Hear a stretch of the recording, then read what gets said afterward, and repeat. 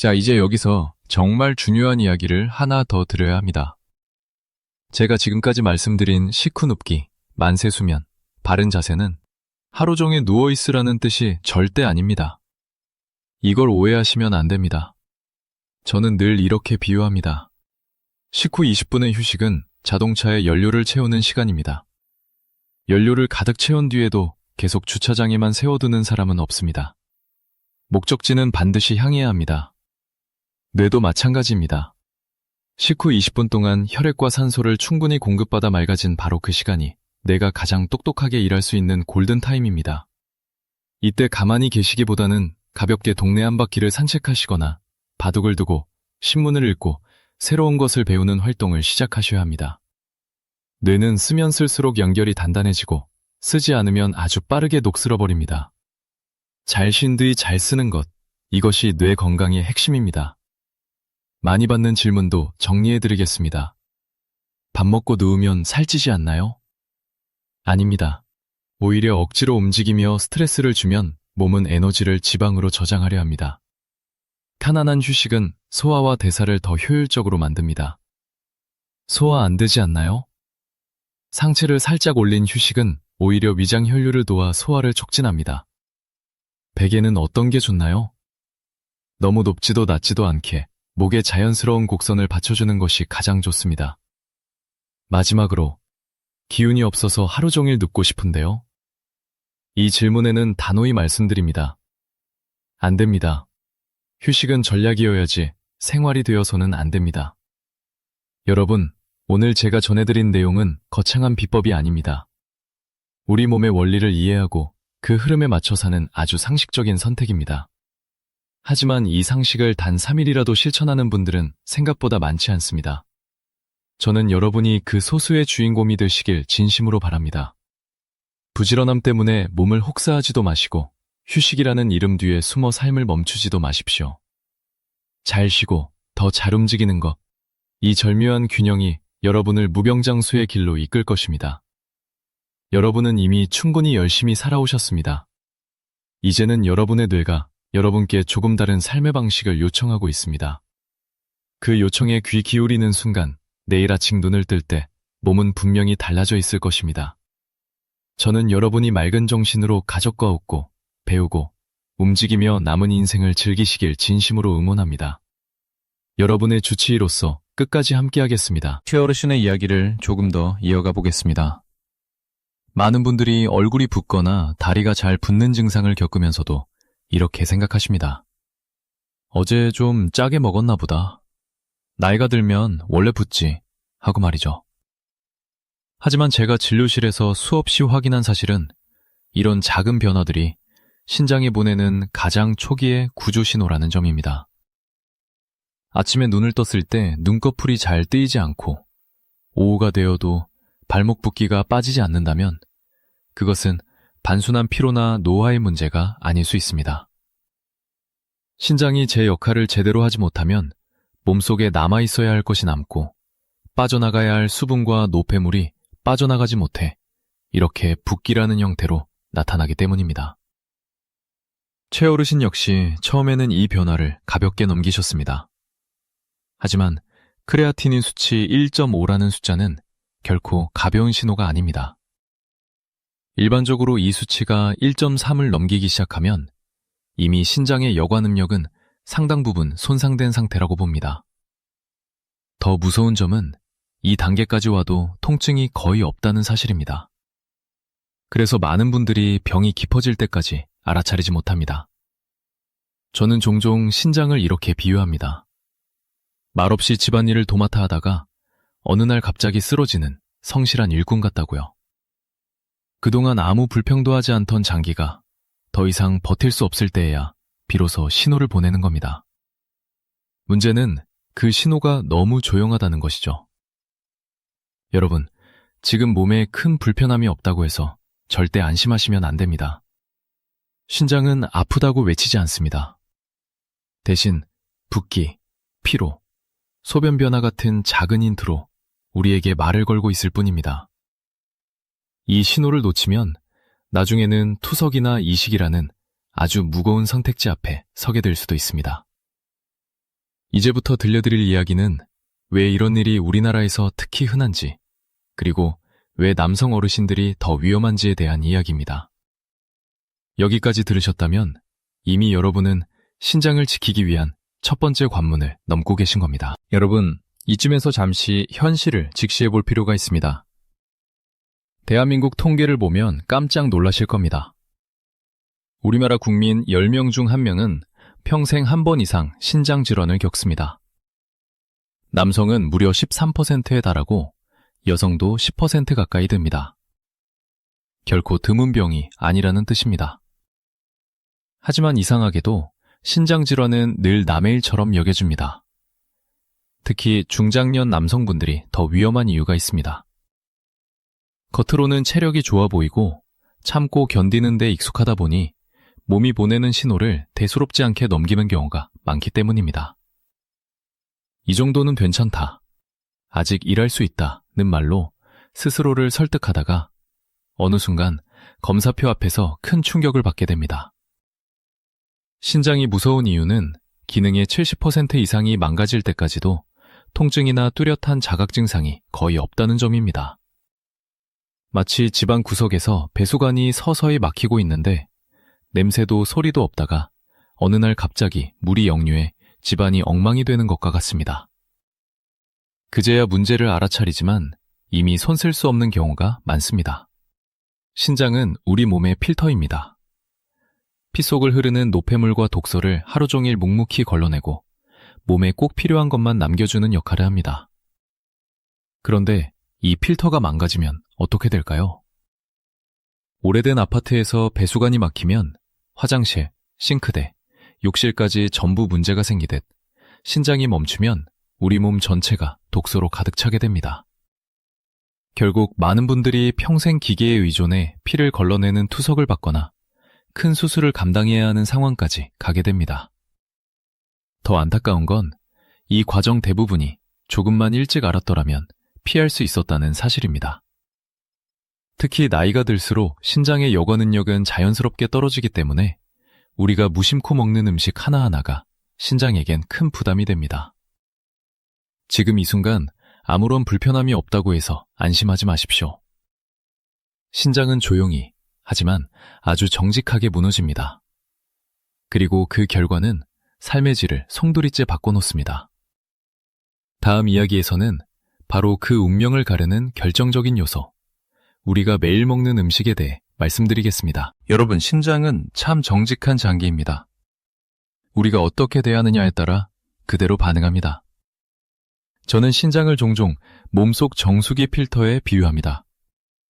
새 필터일 때는 웬만한 물도 깨끗하게 걸러내지만 오래 쓰고 관리하지 않으면 작은 찌꺼기에도 쉽게 막혀버리죠. 신장도 똑같습니다. 특히 연세가 들수록 이 필터의 여과 능력은 자연스럽게 약해집니다. 젊을 때는 조금 짜게 먹어도, 단백질을 많이 먹어도 어떻게든 처리해주던 신장이 어느 순간부터는 버거워하기 시작합니다. 문제는 이 변화가 아주 서서히, 조용히 일어난다는 점입니다. 그래서 대부분의 어르신들은 늘 먹던 건데 뭐가 문제겠어 하고 넘기게 됩니다. 하지만 바로 그 늘 먹던 음식이 신장을 무너뜨리는 결정타가 되는 경우를 저는 수도 없이 봐왔습니다. 특히 건강을 위해 챙겨 드신다는 간식들, 몸에 좋다는 이유로 매일같이 반복해서 드시는 음식들이 오히려 신장에는 독이 되는 경우가 많습니다. 최 어르신의 사례가 딱 그랬습니다. 좋은 의도로 선택한 식습관이 신장에는 과도한 부담이 되었던 겁니다.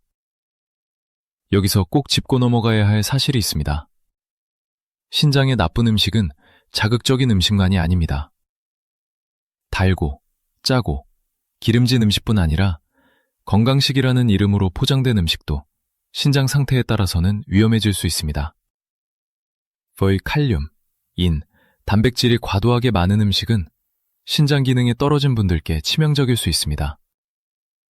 여러분이 지금 드시는 간식 하나, 아침마다 반복하는 습관 하나가 5년 뒤, 10년 뒤의 신장 상태를 결정합니다. 이건 겁을 주려는 말이 아닙니다. 진료실에서 매일 확인하는 현실입니다. 그래서 지금부터 드릴 말씀은 단순한 건강 정보가 아니라 남은 인생의 방향을 바꿀 수 있는 생존 수칙이라고 생각하셔야 합니다. 다음 파트에서는 신장 수치가 조금이라도 불안하다면 지금 당장 조심해야 할 견과류 이야기를 시작하겠습니다. 몸에 좋다는 믿음 때문에 더 위험해지는 음식들입니다. 이 부분은 꼭 집중해서 들어주셔야 합니다. 여러분, 이제부터 드리는 말씀은 마음이 조금 불편하실 수도 있습니다. 하지만 불편함을 피하다가 더 큰 고통을 맞이하는 것보다는 지금 정확히 알고 선택하는 것이 훨씬 낫습니다. 만약 여러분의 건강검진표에서 크레아티닌 수치가 1.3 이상으로 찍혀 있다면 오늘 이 이야기는 절대로 흘려들으시면 안 됩니다. 많은 분들이 이렇게 말씀하십니다. 선생님, 저는 군것질도 잘 안 하고 간식으로는 견과류만 먹어요. 네, 맞습니다. 견과류는 분명히 좋은 음식입니다. 문제는 누구에게나 좋은 음식은 아니라는 점입니다. 특히 신장 기능이 떨어지기 시작한 분들께는 어떤 견과류는 약이 아니라 독이 될 수 있습니다. 신장은 칼륨과 인 같은 미네랄을 조절하는 핵심 장기입니다. 정상일 때는 넘치면 내보내고 부족하면 붙잡아두는 역할을 아주 정교하게 해냅니다. 하지만 이 기능이 약해지면 몸속 미네랄 균형은 쉽게 무너집니다. 그 상태에서 칼륨과 인이 과도하게 들어오면 신장은 감당하지 못하고 더 빠르게 지쳐버립니다. 그래서 저는 신장 수치가 불안한 분들께 늘 이렇게 말씀드립니다. 견과류를 끊으라는 게 아닙니다. 가려서 드셔야 합니다. 무심코 집어먹는 한 줌의 견과류가 신장에는 하루치 업무를 몇 배로 늘려버리는 부담이 될 수 있기 때문입니다. 지금부터 제가 말씀드릴 3가지 견과류는 신장 기능이 떨어진 분들께 특히 위험할 수 있는 종류입니다. 이건 인터넷에 떠도는 이야기가 아니라 수많은 환자분들의 검사 결과와 임상 경험을 통해 확인된 사실입니다. 혹시 이 중 하나라도 매일 드시고 계시다면 잠시 멈추고 제 설명을 끝까지 들어보십시오. 첫 번째 이야기부터 많은 어르신들이 좋아하시는 그 견과류입니다. 식감은 부드럽고 맛은 고소하지만 신장에게는 폭탄이 될 수 있는 바로 그 음식 말입니다. 첫 번째로 여러분이 지금 당장 조심하셔야 할 견과류, 바로 캐슈넛입니다. 부드럽고 달콤한 맛 덕분에 치아 약한 어르신들도 먹기 좋다며 특히 많이들 찾으시죠. 하지만 신장 기능이 떨어진 분들에게 캐슈넛은 안타깝게도 가장 위험한 선택 중 하나입니다. 캐슈넛 100g에는 칼륨이 약 660mg, 인 성분이 약 590mg 이상 들어있습니다. 이 숫자가 왜 무섭냐고요? 신장은 우리 몸에서 칼륨과 인의 균형을 조절하는 댐의 숨은 역할을 합니다. 몸에 칼륨이 많아지면 문을 열어 배출하고 부족하면 문을 닫아 지키는 아주 정교한 시스템이죠. 하지만 신장 기능이 약해지면 이 수문이 고장나기 시작합니다. 열어야 할 때 열지 못하고 닫아야 할 때 닫지 못합니다. 이런 상태에서 칼륨이 가득한 캐슈넛을 매일같이 드신다면 몸속에는 처리하지 못한 칼륨이 계속 쌓이게 됩니다. 이것이 바로 고칼륨 혈증입니다. 고칼륨 혈증이 오면 어떤 일이 생길까요?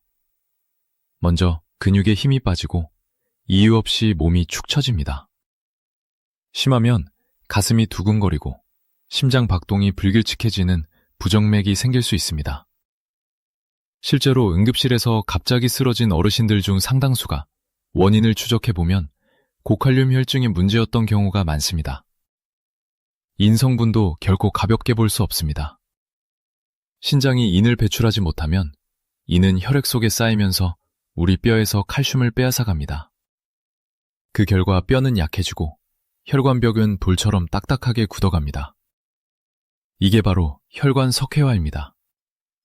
결국 동맥경화로 이어지고 심장과 뇌혈관까지 위협하게 됩니다. 몸에 좋다고 매일 갈아 마셨는데 최 어르신께 이 설명을 드렸을 때 한동안 말을 잇지 못하셨습니다. 좋은 마음으로 선택한 음식이 조용히 신장을 몰아붙이고 있었다는 사실이 너무 충격이셨던 겁니다. 캐슈넛이 나쁜 음식이라는 말이 아닙니다. 다만 신장 수치가 불안한 분들께는 지금 이 시점에서는 반드시 거리를 두셔야 할 음식이라는 뜻입니다.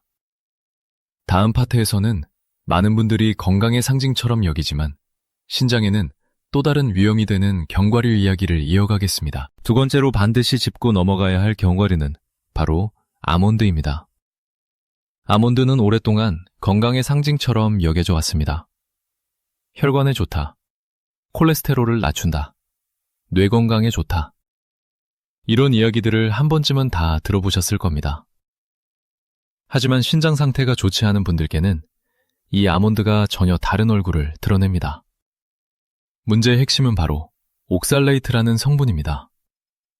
아몬드에는 이 옥살레이트가 다른 견과류에 비해 압도적으로 많이 들어 있습니다. 구운 아몬드 100g 기준으로 보면 옥살레이트 함량은 캐슈넛보다도 2배 가까이 높습니다.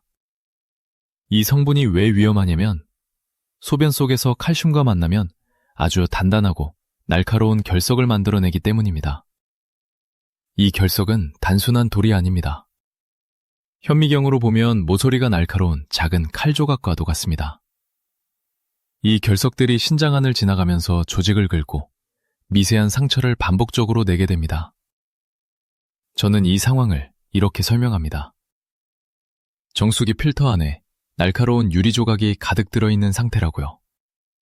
아무리 필터가 튼튼해도 계속 긁히면 결국 찢어질 수밖에 없습니다.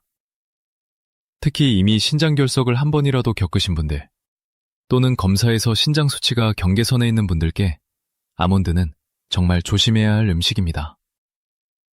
하루에 몇 알밖에 안 먹는데 괜찮겠지 라고 생각하시지만 문제는 매일이라는 점입니다. 소량이라도 반복되면 신장에는 분명히 누적 부담이 됩니다. 최 어르신께서도 제 설명을 듣고 한숨을 쉬시며 이렇게 말씀하셨습니다. 선생님, 제가 매일 씹어먹던 그 고소한 아몬드가 사실은 제 콩팥을 조금씩 찌르고 있었다는 거네요. 그 표정을 저는 아직도 잊지 못합니다. 배신감과 두려움이 동시에 담겨 있었기 때문입니다. 다시 한번 강조드립니다. 아몬드는 나쁜 음식이 아닙니다. 건강한 신장을 가진 분들에겐 훌륭한 식품입니다. 하지만 신장이 약해진 상태라면 그 건강식이 가장 먼저 발목을 잡을 수 있습니다. 이제 마지막으로 의외로 많은 분들이 아무 생각 없이 드시고 있는 또 다른 견과류 조합에 대해 말씀드리겠습니다. 이 음식들은 단독으로도 위험하지만 더 큰 함정이 숨어 있습니다. 세 번째로 조심하셔야 할 견과류는 바로 피스타치오와 땅콩입니다. 이 두 가지는 많은 분들이 조금씩은 괜찮겠지 하며 무심코 드시는 대표적인 간식입니다. 하지만 신장 기능이 약해진 분들께는 이 무심함이 가장 큰 위험이 됩니다. 먼저 피스타치오입니다. 피스타치오는 기본적으로 칼륨 함량이 매우 높은 견과류입니다. 거기에 더 큰 문제가 하나 있습니다. 시중에서 판매되는 피스타치오 대부분이 소금에 절여져 있다는 점입니다. 신장에게 칼륨도 부담이지만 나트륨, 즉 소금기는 그야말로 최대의 적입니다. 나트륨이 많아지면 혈압이 올라가고 신장으로 가는 미세혈관이 수축됩니다. 이렇게 되면 신장은 더 적은 피로 더 많은 일을 해야 하는 상황에 놓이게 됩니다. 이미 지쳐있는 신장에게는 피스타치오 한 줌이 무거운 짐을 얻는 것과 다르지 않습니다. 땅콩도 마찬가지입니다. 땅콩은 콩과 식물로 단백질과 칼륨 함량이 상당히 높습니다. 특히 문제가 되는 것은 땅콩버터입니다. 빵에 발라먹기 좋게 만든 땅콩버터에는 설탕과 소금, 때로는 경화유까지 들어있습니다. 이 조합은 신장에게 2중 3중의 공격이 됩니다. 혈당은 올라가고 혈관은 손상되며 신장은 그 모든 부산물을 처리하느라 혹사당하게 됩니다. 진료실에서 종종 듣는 말이 있습니다. 선생님, 저는 밥은 적게 먹고 간식으로 땅콩버터 조금 먹었어요. 하지만 신장은 밥과 간식을 구분하지 않습니다. 몸속으로 들어온 모든 것을 동일하게 처리해야 할 뿐입니다. 그래서 저는 늘 말씀드립니다. 신장이 안 좋은 분들께는 조금이라는 말이 가장 위험하다고요. 여기까지 들으시고 나면 이런 질문이 자연스럽게 떠오르실 겁니다. 그럼 신장이 안 좋으면 견과류를 아예 먹지 말아야 하나요? 아닙니다. 절대 아닙니다. 지금부터 말씀드릴 세 가지 견과류는 오히려 지쳐있는 신장을 도와주는 구원 투수가 될 수 있습니다. 같은 견과류라도 선택에 따라 독이 될 수도 약이 될 수도 있습니다. 다음 파트에서 그 희망적인 이야기를 시작하겠습니다. 자, 이제 마음을 조금 놓으셔도 됩니다. 앞에서 위험한 이야기만 들으셔서 가슴이 답답하셨을 텐데요. 신장에 안 좋다고 해서 견과류를 완전히 끊어야 하는 것은 아닙니다. 중요한 건 끊는 것이 아니라 바꾸는 것입니다. 저는 이 차이를 30년 넘게 신장 환자분들을 진료하면서 수없이 확인해 왔습니다. 같은 견과류라도 성분 구성에 따라 신장에 주는 부담은 하늘과 땅 차이입니다. 칼륨과 인이 낮고 염증을 줄이며 혈관을 보호해주는 견과류는 오히려 신장의 일을 덜어주고 남아있는 기능을 오래 유지하게 도와줍니다. 그래서 저는 신장 수치가 불안한 분들께 무작정 먹지 마세요 라고 말하지 않습니다. 대신 이 세 가지만 기억하세요 라고 말씀드립니다. 지금부터 말씀드릴 세 가지는 제가 진료실에서 실제로 수치 개선을 확인해온 견과류입니다. 단순한 이론이 아니라 수많은 검사표와 환자분들의 변화를 통해 검증된 선택입니다. 특히 크레아티닌 수치가 1.3을 넘기기 시작한 분들, 부종이나 피로가 쉽게 오는 분들께는 이 세 가지가 하나의 기준점이 될 수 있습니다. 첫 번째는 신장에 부담을 주지 않는 견과류. 두 번째는 신장으로 가는 혈관을 살리는 견과류. 세 번째는 신장이 못한 일을 대신 처리해주는 견과류입니다. 이렇게 역할이 분명합니다. 이 조합을 제대로 이해하고 활용하면 신장은 혼자 싸우지 않아도 됩니다. 물론 여기에도 원칙은 있습니다. 아무리 좋은 음식이라도 양을 지키지 않으면 독이 됩니다.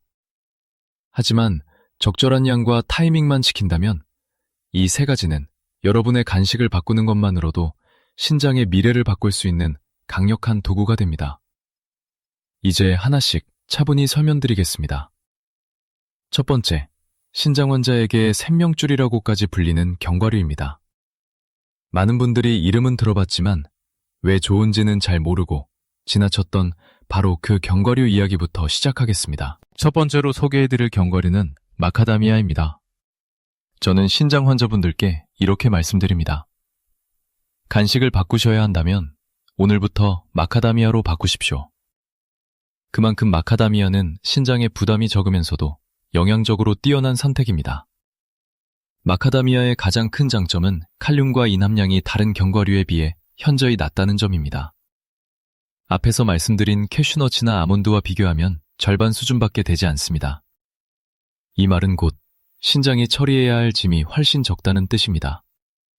신장 기능이 떨어진 분들께 이 차이는 생각보다 매우 큽니다.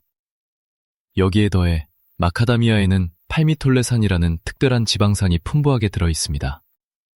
이름이 조금 어렵게 느껴지실 수 있지만 저는 이 성분을 신장 전용 소방수라고 설명합니다. 신장이 망가지는 과정의 중심에는 항상 미세한 염증이 있습니다. 이 염증이 쌓이고 반복되면서 신장 조직을 조금씩 파괴합니다. 팔미톨레산은 바로 이 불씨를 잠재우는 역할을 합니다. 서양 의학 연구에서도 이 지방산은 염증을 줄이고 혈관 내피 기능을 개선하는 데 도움을 준다고 보고되고 있습니다. 한의학적으로 보더라도 마카다미아의 기름진 성질은 건조해진 장부를 부드럽게 보호하는 쪽으로 작용합니다. 동서양의 관점이 자연스럽게 만나는 지점이라고 볼 수 있습니다. 또 하나 중요한 장점은 혈당 조절입니다. 당뇨를 동반한 신장 환자분들께서 마카다미아를 적절히 드시면 인슐린이 보다 효율적으로 작용하도록 돕습니다. 혈당 변동이 줄어들면 신장으로 가는 혈관 부담도 함께 줄어듭니다. 이는 곧 신장 보호로 이어집니다. 다만 양은 꼭 지켜주셔야 합니다. 하루에 10알에서 많아도 15알 정도면 충분합니다. 몸에 좋다는 이유로 한 봉지를 다 드시는 순간 그 장점은 사라집니다. 신장은 적당함을 가장 좋아합니다. 다음으로는 신장과 심장을 동시에 지켜주는 또 하나의 견과류 이야기를 이어가겠습니다. 이 음식은 특히 혈관이 걱정되시는 분들께 꼭 필요한 선택입니다. 두 번째로 꼭 챙기셔야 할 견과류는 호두입니다. 저는 호두를 이렇게 설명합니다. 신장으로 가는 길을 청소해주는 경과류라고요. 왜냐하면 신장은 그 자체로 하나의 거대한 혈관 덩어리이기 때문입니다. 수없이 많은 미세 혈관들이 거미줄처럼 얽혀서 피를 걸러내는데 이 혈관들이 막히거나 굳어버리면 신장은 제 역할을 할 수 없습니다. 호두에는 알파리놀렌산, 줄여서 ALA라고 불리는 식물성 오메가3 지방산이 풍부합니다. 이 성분은 혈관벽에 염증이 생기는 것을 막아주고 이미 손상된 혈관의 탄력을 회복하는 데 도움을 줍니다. 저는 어르신들께 어렵게 설명하지 않습니다. 자연산 혈관 청소기라고 기억하시면 충분합니다. 신장과 심장은 사실 형제 같은 장기입니다. 신장 혈관이 망가지면 심장에 부담이 가고 심장이 약해지면 다시 신장이 영향을 받습니다. 호두는 이 두 장기를 동시에 보호해주는 몇 안 되는 식품 중 하나입니다. 그래서 고혈압, 고지혈증, 신장 수치가 함께 걱정되는 분들께 특히 권해드립니다. 하루 섭취량은 6알에서 7알 정도면 충분합니다. 더 많이 드시면 좋을 것 같지만 호두는 칼로리가 높은 편이기 때문에 과하면 오히려 체중 증가로 이어져 신장에 또 다른 부담이 됩니다. 적당함이 핵심입니다. 그리고 세 번째, 많은 분들이 의외로 간과하고 있지만 신장에는 큰 도움이 되는 것이 바로 아마씨입니다. 아마씨는 견과류라기보다는 씨앗에 가깝지만 신장 관리에서는 빼놓을 수 없는 존재입니다. 아마씨의 핵심은 대신 일해준다는 점입니다. 아마씨에는 수용성 식이섬유가 아주 풍부합니다. 이 성분은 물을 만나면 장 속에서 젤처럼 변합니다. 그러고는 신장이 미처 걸러매지 못한 노폐물과 독소를 꽉 붙잡아 대변과 함께 밖으로 끌고 나갑니다. 다시 말해 신장이 혼자 하던 청소 일을 아마씨가 나눠서 해주는 겁니다. 그래서 아마씨를 드실 때는 반드시 물이 필요합니다.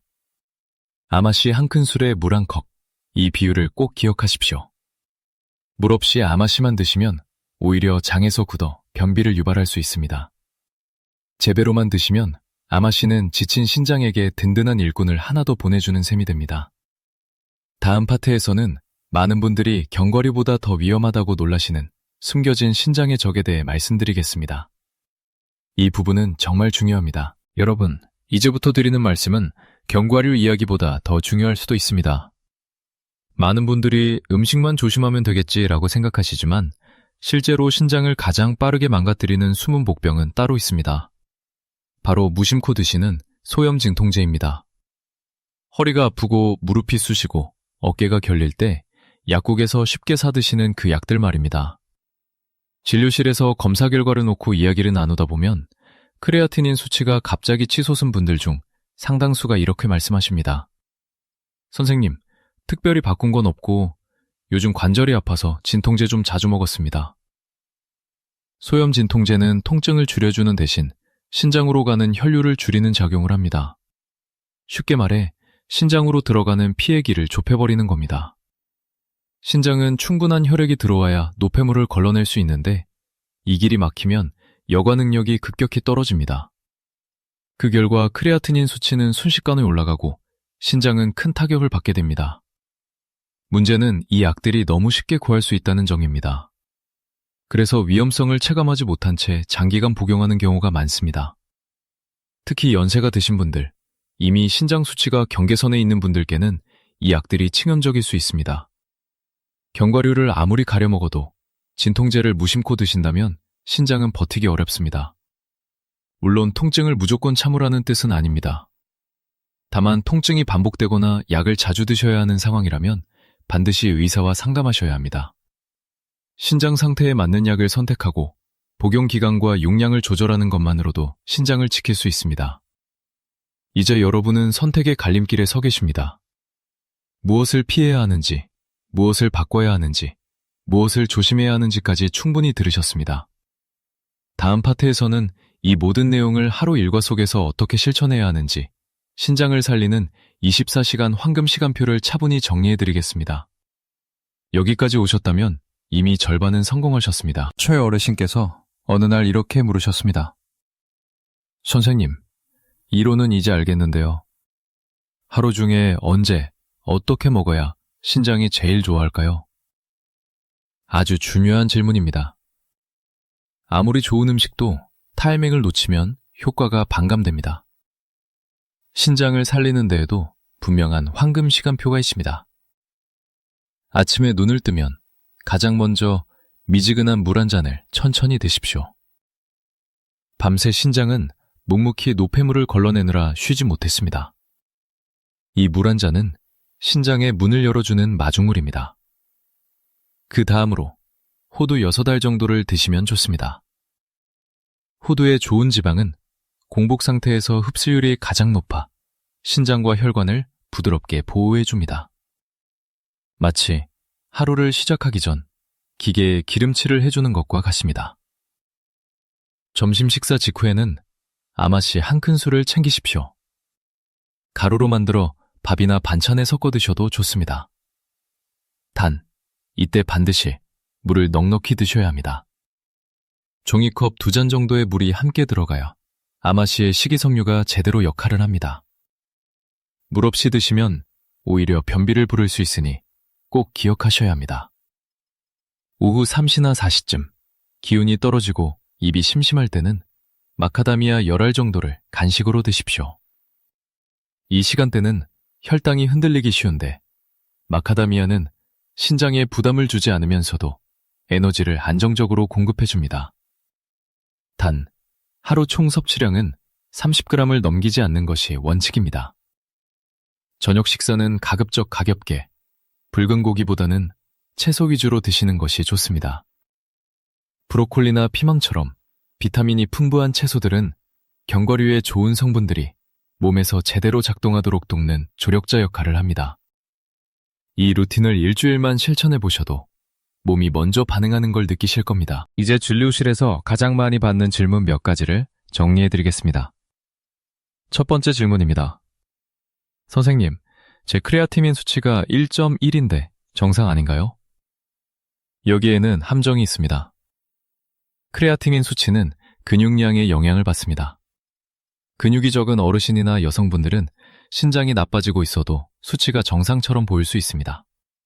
그래서 저는 70세가 넘으셨다면 크레아티닌만 믿지 마시고 시스타틴 C 검사를 함께 받아보시길 권합니다. 이 검사는 근육량과 상관없이 신장의 진짜 나이를 보여줍니다. 두 번째는 검사 전날 주의사항입니다. 검사 전날에는 붉은 고기 섭취를 피하시고 무거운 짐을 들거나 격한 운동도 삼가십시오. 단백질 분해와 근육 사용이 수치를 일시적으로 높여 정확한 판단을 흐릴 수 있습니다. 마지막으로 이미 수치가 높아졌는데 지금 시작해도 늦지 않나요? 라고 묻는 분들이 계십니다. 절대 늦지 않았습니다. 신장은 한번 손상되면 회복이 어렵지만 나쁜 습관을 멈추고 좋은 환경을 만들어주면 남아있는 기능은 훨씬 효율적으로 일하기 시작합니다. 악화 속도를 늦추는 것만으로도 투석과 멀어질 수 있습니다. 최 어르신의 이야기를 마무리로 전해드리겠습니다. 캐슈넛과 아몬드를 끊고 호두와 마카다미아 아마시로 바꾸신 지 석 달 만에 붓기가 눈에 띄게 줄었습니다. 6개월 뒤 검사에서는 크레아티닌 수치가 1.5에서 1.1로 떨어졌고 무엇보다 몸이 가벼워졌다고 하셨습니다. 손주들과 산책하고 여행할 수 있는 일상이 다시 돌아왔다고요. 여러분, 신장은 우리 몸의 마지막 보루이자 생명의 필터입니다. 오늘 들은 이야기는 아는 데서 끝나면 아무 의미가 없습니다. 지금 바로 주방으로 가서 찬장을 확인하십시오. 몸을 망치던 견과류를 치우고 몸을 살리는 선택으로 바꾸는 것. 그 작은 행동이 여러분의 노후를 병실이 아닌 가족의 품으로 안내할 수 있습니다. 100세 시대라고 하지만 건강하지 못한 100세는 축복이 아닙니다. 내 신장을 스스로 지키는 지혜야말로 인생 후반전을 가장 빛나게 만드는 최고의 투자입니다. 오늘 이 이야기가 여러분과 사랑하는 사람들의 삶에 작은 전환점이 되기를 진심으로 바랍니다.